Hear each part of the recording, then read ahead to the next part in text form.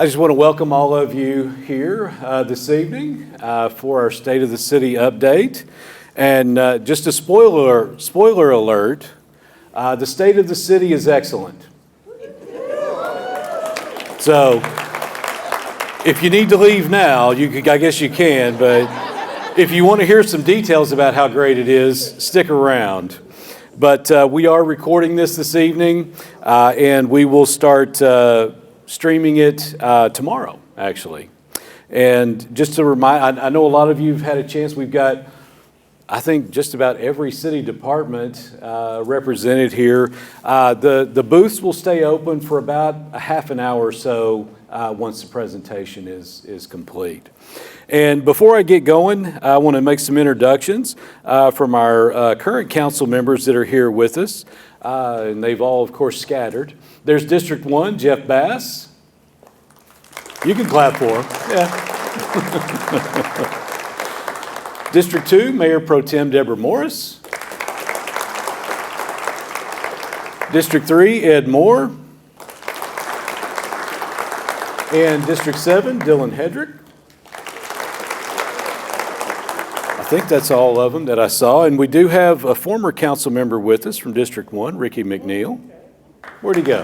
There's Ricky.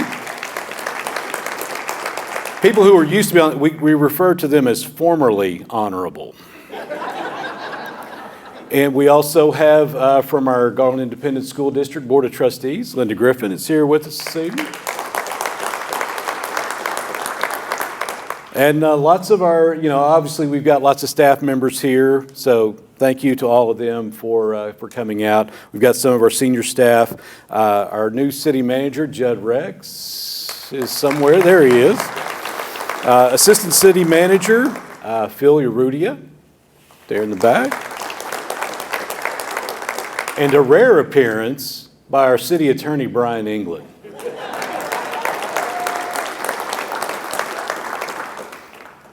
I just have to poke at him a little bit. Well, again, thank you all for coming out. I appreciate the time. I know you've all got lots of things to do. There's always a million things that need to be done, so I appreciate you spending a little time with us here tonight. So 2022 was a very exciting year here in the city of Garland. Lots of new projects, new events, and lots of ways to make your mark here in Garland. And we're going to start out with some video highlights. We've continued to make phenomenal progress, even through the most challenging of times. We have so many projects in the pipeline. This is awesome!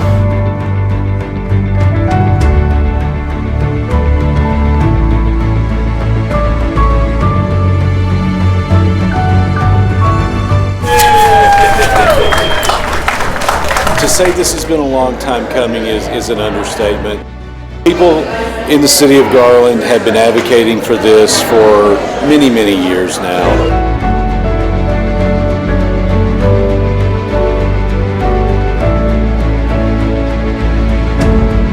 This is the 33rd year the NAACP has partnered with the city of Garland for this parade.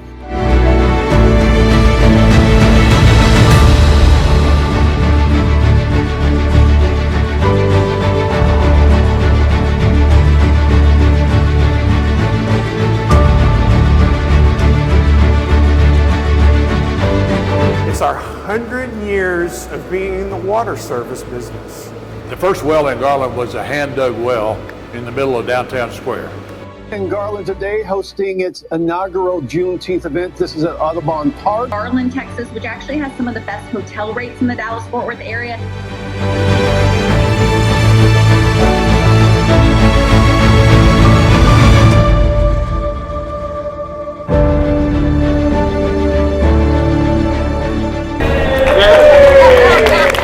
This project took a lot of vision, it took a lot of determination.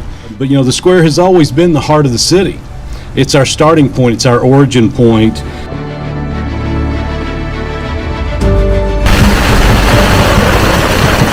Well, We are here at Winters Park today for the 3rd annual DFW Asian American Soccer Tournament. This morning, something good from Garland, as some kids got a really cool surprise in class. A Labor Day tradition made its way through Garland.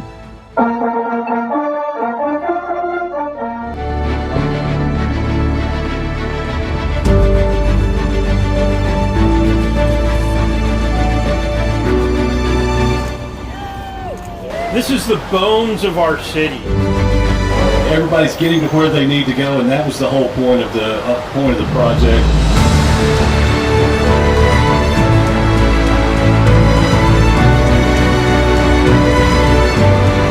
North Texas now home to the second largest skate park in the entire state. By the time we get finished today, the cool factor in Garland will have increased exponentially. 2, 3.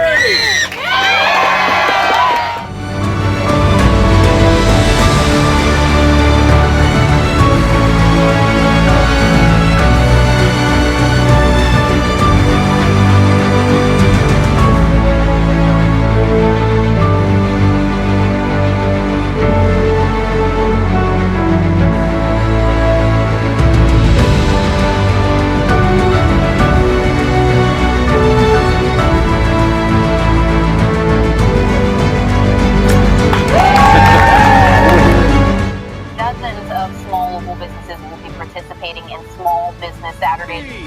3, 2.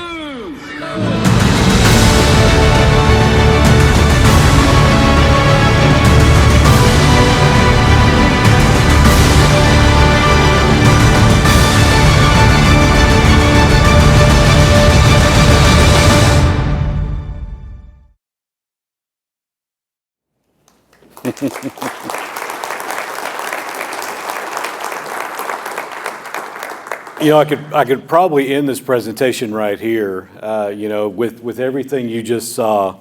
But, you know, one thing you did see in that presentation is some video of our downtown, which is, you know, roughly about a block from here.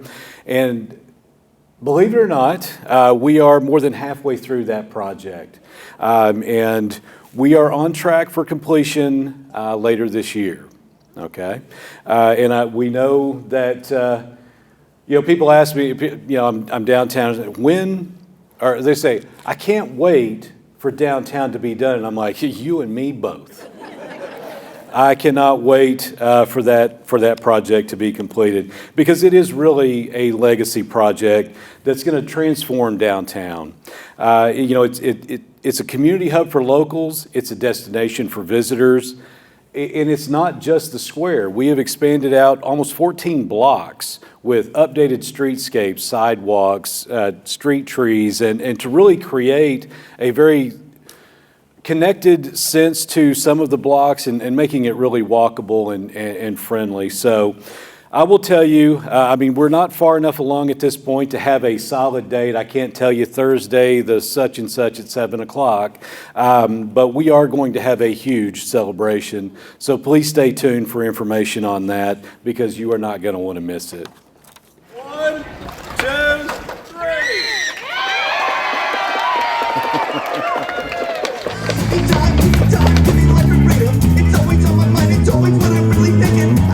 Too much, but I can never have enough. Under the impression this is all raised up.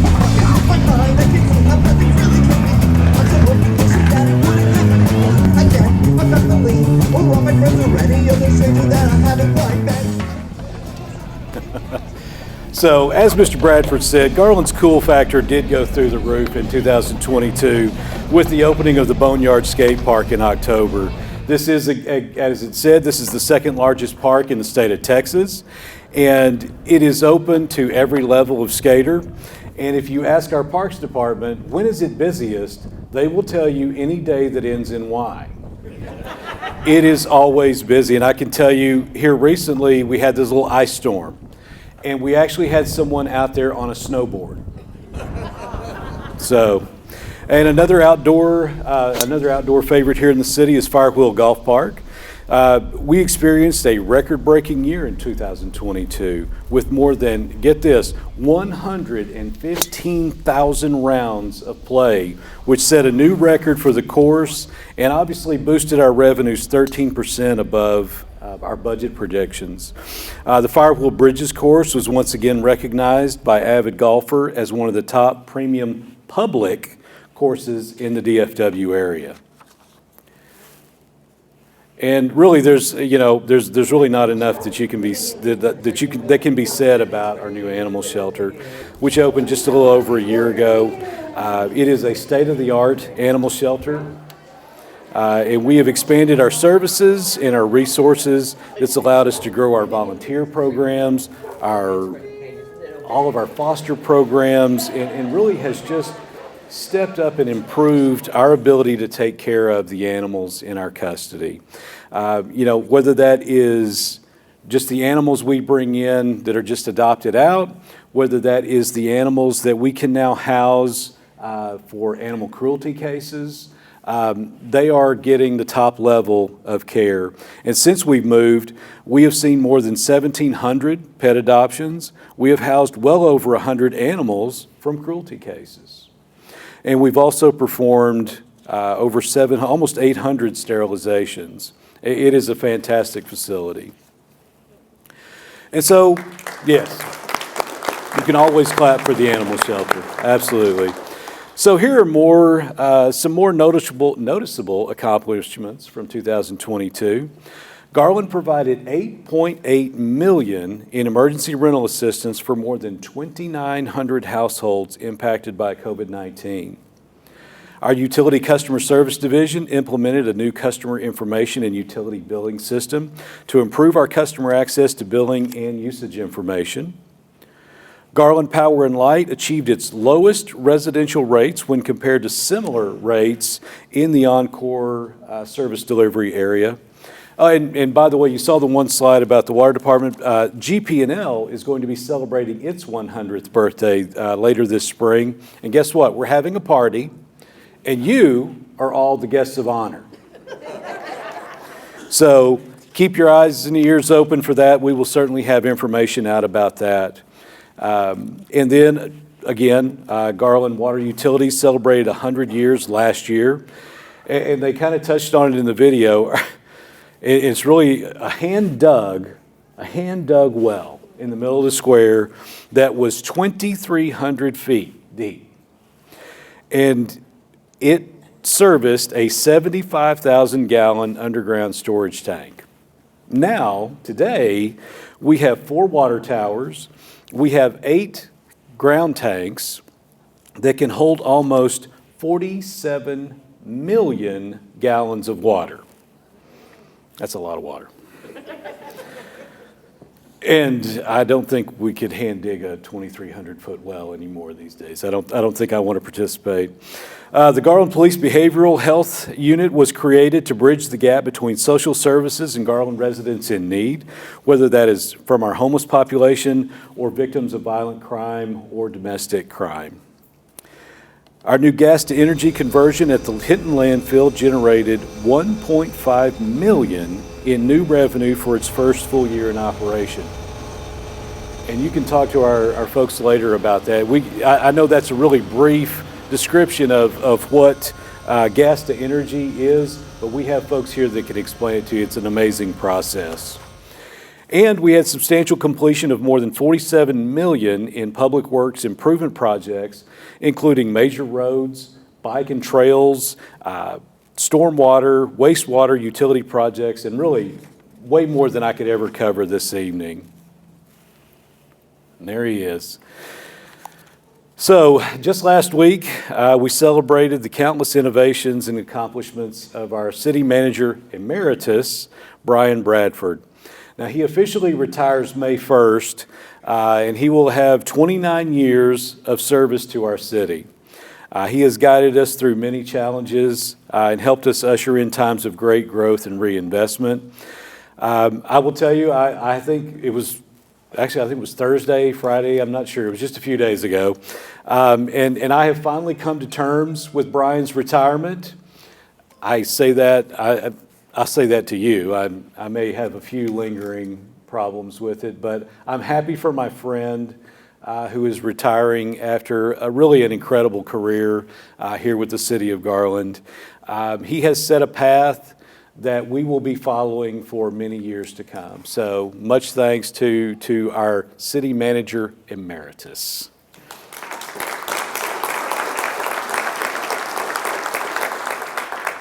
And you know, one of the things that Brian has done for us is really looking forward, looking past his retirement, and the foresight to find another very gifted innovator in Judson Rex.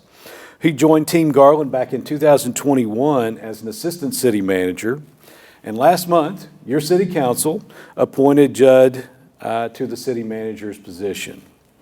And we are very excited to have him. I'm excited to work with him. We are kind of still making some transition, you know, from when my phone rings, it's his face that pops up, not Brian's. But I'm very excited, the council's very excited to have Judd on board and to see where he can take us in his career. And for the record, you know, we talk about Brian brought a lot of, you know, we had nothing but disasters during Brian's tenure as city manager. It's no secret. It's no secret. But interestingly enough, Judd is the 13th person to hold the city manager title since 1951. So we'll see how that goes. But welcome, Judd.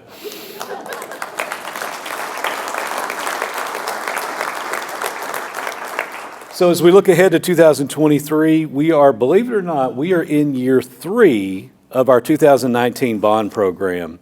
And in that 3 years, we have completed more than 1/3 of the projects. And this is $424 million worth of projects.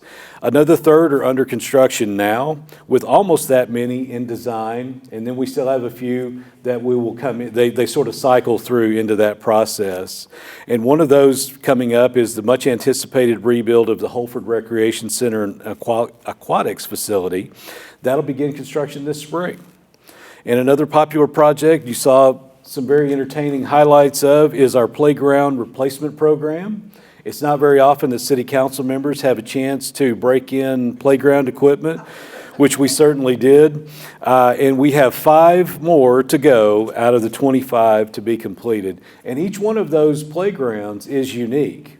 It has a different theme, whether it's lions and tigers and bears, whether it's space, whether it's fish, whatever. And we certainly had fun, and I know kids are having even more fun than that. You recognize that building? Probably not.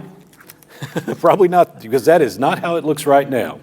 The Central Library is going to undergo a modern transformation that will provide access to new technologies such as a video production studio, a makerspace area, and some exciting new space for children to learn through reading and hands-on play. It's also going to have some collaboration and study areas, as well as some new outdoor programming spaces. That indoor hands-on play area for children will include a slide. Think about that for a minute in a library. But, you know, it's to be much more interactive. And while under construction, the library will have to close for a time. While it's under construction, the services are going to move to the women's activities building just next door. Through there, you will still be able to access our computers, printing, photocopying, library programs, and all of those amenities. Parks and Recreation. We have talked a lot about Parks and Recreation over the last few years, maybe more than we ever have in this city. Our upcoming capital improvement projects will focus on quality of life amenities, as well as infrastructure and other critical needs. This year's priorities include design for the Garland Senior Activity Center, which is just down the street from us again, renovations to several of our existing recreation centers, sports fields, and lots of our other recreation facilities and assets. Streets, always a hot topic.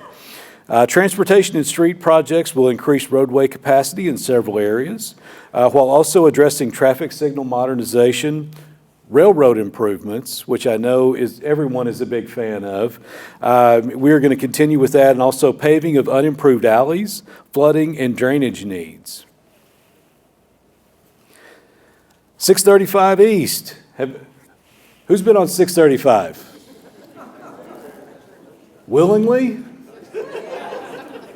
Man. Well, the good news is TxDOT has reached the halfway point with that project. And, the expansion of 635 East through Garland, that project is scheduled for completion in 2024. So we got a little bit of time left. And believe it or not, we had a TxDOT update. It's actually supposed to look like that while it's under construction. I know it looks terrible, but they are well on track. And another really important project, TxDOT project, is I-30. TxDOT is adding lanes across the lake on the I-30 bridge over Lake Ray Hubbard. These will basically serve as an outlet, hopefully, service roads for a very congested thoroughfare through there. Next, water. We will also enhance water transmission mains and distribution lines throughout the city while addressing improvements at our wastewater treatment plants. GP&L. GP&L is the largest utility, our largest utility priority is to upgrade transmission lines and substations. These initiatives will include a lot of the ERCOT-driven reliability upgrades that I'm sure you've all heard of. It's important to note that these infrastructure facility improvements for GP&L are multi-year, multi-phased, so stay tuned to City Council meetings and our communications for any ongoing updates. I never had a kiss taste so sweet. Yes, I've been wasting my time trying to get through. So you got my last bottle of Johnny Walker Red. Nobody in this house up, but I'm getting mine every day while I'm on fresh out.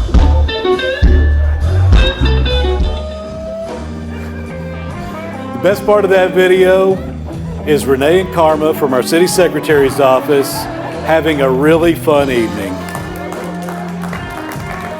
So, as you can see, live entertainment and cultural events made a huge comeback in 22 after a long hiatus.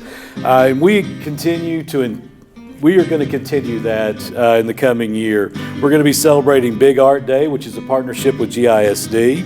That's on April 1st. Our band together on the score is worth working for and worth waiting for. Our Band Together on the Square concert series returns later that month. The Sounds of Summer concert series will kick off in May, and lots of other special events celebrating our community's diversity. And watch for new and those returning events to come back through. And you can keep track of all this. Councilmember Moore, you have the floor, sir. Visit GarlandTX.com and through our city and social media channels. I don't even want to interrupt that. I feel like I was in the way. So, here in the city of Garland, we pride ourselves on our city services. Our staff members, a lot of them you see here tonight, provide absolutely excellent service to our citizens, and they get recognized for those through their peer groups across the state and across the country.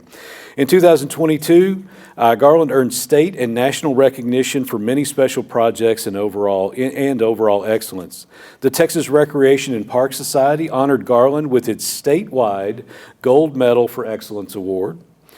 Visit Garland earned 7 awards for excellence in marketing at the annual Texas Association of Convention and Visitors Bureaus. So many of them. The Public and Media Relations team brought home 6 first-place trophies from 2 statewide organizations and 2 first-place trophies from their National Association of Telecommunication Officers and Advisors. Our Operations and Emergency Management Director, Misty Gardner, was named Who's Who in America's Neighborhoods for her efforts and involvement during the COVID-19 crisis, as well as during Winter Storm Uri. Garland's Community Development Department was honored by the National Community Development Association. This award recognizes exemplary uses of federal funding and partnerships with nonprofit and for-profit entities to assist low-income persons. The Texas chapter of the American Planning Association recognized the City of Garland and Kenley Horn with the Urban Design Gold Award for the Greenbelt Parkway Special Areas Plan. Our planning department, water and wastewater departments, library system, purchasing department, and budget departments each also earned excellence awards from their peer organizations as well. We're going to have to start investing in more trophy cases. And these are just a few, really, of the recognitions that our staff has received. They do an excellent job, and I'm proud of everything that they do. You know, the council votes on what should be done, but they actually do the work, and I appreciate that. Next up, let's see. Yeah. So, how many times have I already said, stay tuned for updates, or something like that? Well, there are lots of things to keep updated on. So how do you keep up? Well, we've got lots of options. First and foremost, we have the City Press, which every other month is mailed to every Garland address. And it is devoted solely to city-sponsored events, activities, information, comes straight to your mailbox. Also, those little, in your utility bills, those little flyers, those aren't ads. That's actually information on events and information about city programs and resources. And then always, the main source of information for the City of Garland is our website, garlandtx.gov. That is the first place that we post information, and then we move it out to the other outlets. So that should always be your go-to. If you were wanting to know something that's going on in the city.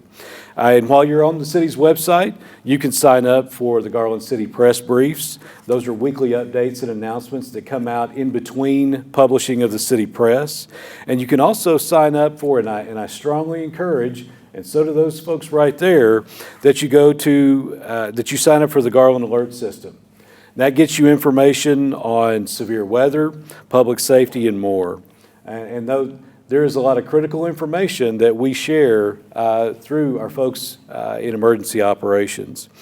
And again, you can never go wrong with visitgarlandtx.com. If you are looking for something to do, where to do it, festivals, food, shopping, all of that is on that website.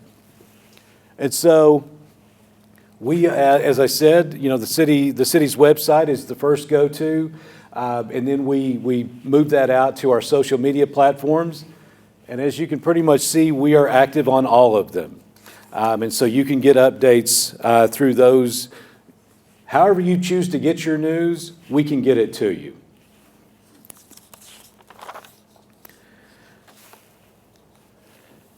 So, something we started back in 2019 is our annual Make Your Mark Award. And this is something that recognizes individuals or groups in our community who go above and beyond to make a positive impact on the City of Garland. And this year, we are honoring a team of extraordinary Garland leaders who provided the city with important insights and perspective as we work to create a special event to honor an important time in the city and the nation's history and the state. Garland's leadership wanted to mark the importance of Juneteenth in our community and beyond by creating our first annual city-sponsored Juneteenth celebration in June of 2022. And when we reached out to these community members, they brought their love of Garland, they brought their historic perspective, and just a desire to make this event impactful and fun. And I'd like to invite the members of our Juneteenth committee to come up to the stage and be recognized. And I have just a very small token of my appreciation I can't give you everything that's in my heart for what you did, but I have a little something you can take home with you. So, as I call your names, if you could please come forward, I would appreciate it. Loretta McCrary, Cassandra Cox, Gwendolyn Daniels, Leonard Leach, Michelle Terry, Deborah Johnson, Terry Doggett, Damian Wheaton, Annie Dixon, Ricky McNeil, Troy Lynn Landry, Uzuma Okiki, Stephanie Paris, Renee Dowell, Karma Potter, Mon Roberts, Donna Fields, and Justin Caraway.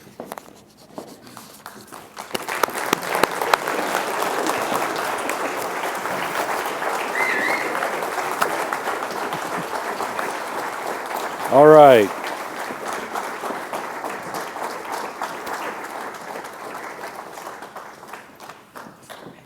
I'm going to do this in a semi-orderly fashion. Yeah. Sir? There you go. Thank you. There's somebody behind you. Oh, it sure is. Just don't fall off. Here you go. Yeah. There you go, man. There you go, sir. Oh, see how many I can carry at one time.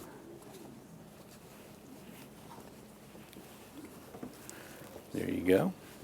Thank you, sir. Thank you. Thank you. Thank you. And thank you. Uh-oh.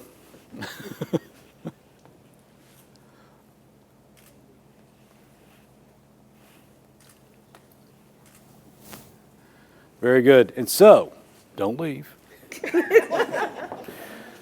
So, each one of the members of our Juneteenth committee, are y'all working on this year's yet? Yes. Good. All right. I was like, surely that's already on the calendar. But we had some challenge coins made. If you don't know the story of challenge coins, you can look it up because I don't have time to explain it to you. But I will tell you, these folks, they accepted the challenge. They took something we had never done before, and they did it. And one side has the Make Your Mark logo. On the other side, Garland Mayor's office. Thank you. Hang on. Thank you for making your mark in Garland. And I will tell you, when you do something for the first time, you never know how it's going to turn out. Is anybody going to show up? Is everybody going to show up? And so we were certainly working on faith through this process, and we picked a date. The committee, we narrowed down a date, and that date also happened to be Father's Day. So we were worried, because Father's Day is such a hallowed holiday for everyone. And then, I don't know if y'all remember, this last summer was exceptionally hot. And I think the day we had the celebration, I think it was like 104, something like that. It felt like 154. But that did not stop people from coming out. We had a great day of food, fun, fellowship, and it really set the path for making this an annual event. If people would come out in that blazing heat and spend some time together, this is certainly something that we needed to continue doing.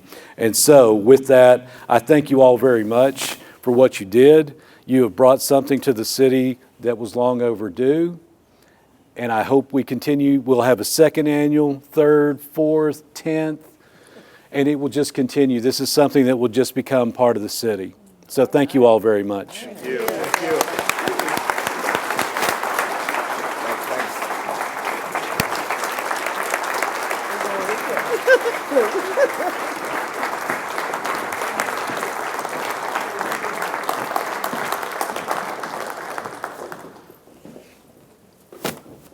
Absolutely. Absolutely. It truly was a great day. We had a giant tent. We had some massive fans, and we had people just sitting and talking and sharing their experiences. And that, you've heard me say this before. A lot of places talk about diversity. But here in Garland, we experience diversity. We practice diversity, and so I'm very proud of that event and looking forward to this year's. So I do have one other recognition. There is a person behind the screens over here Dorothy, could you please come forward?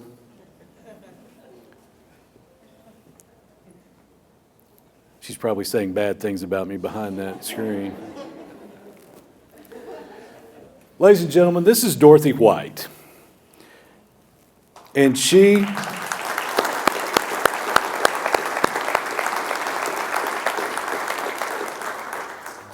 thank you, Dorothy. Because technically, I can't make her do things anymore.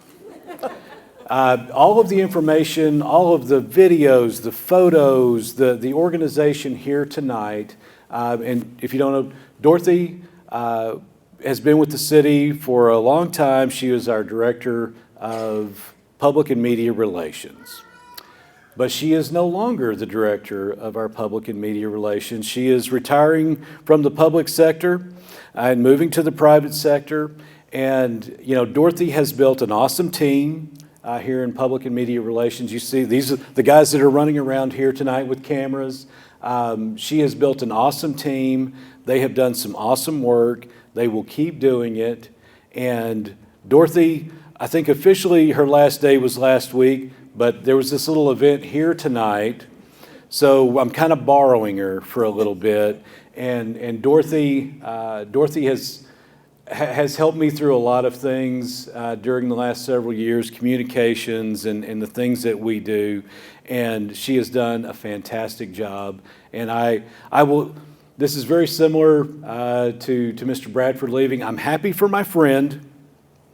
I'm sad for my city, but I'm glad she still lives here, and she will still be a part of what we do. So,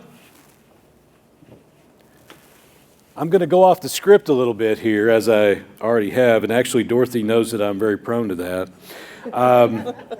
And Dorothy, I would like for you to have one of the challenge coins as well. Thank you for bringing all this together.